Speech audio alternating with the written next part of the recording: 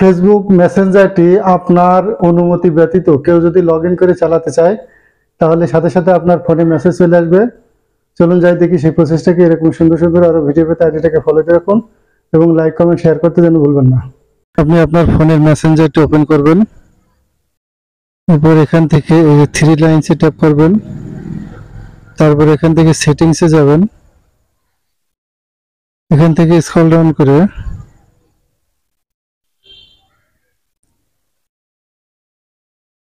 এই যে privacy and safety এখানে ট্যাপ করবেন। এখান থেকে এই যে end to end encrypt chair tap করবেন।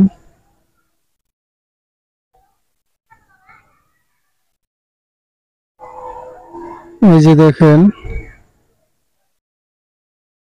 এই মেসেঞ্জারটি এই সেটটি ছাড়া অন্য কোনো সেটে লগ ইন করা নেই।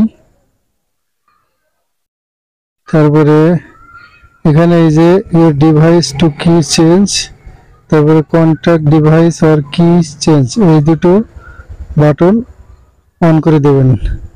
তাহলে আপনার ফোনে এই মেসেঞ্জারটি অন্য কেউ যদি লগ ইন করতে যায় তাহলে সাথে সাথে আপনার ফোনে মেসেজ চলে আসবে। That's okay.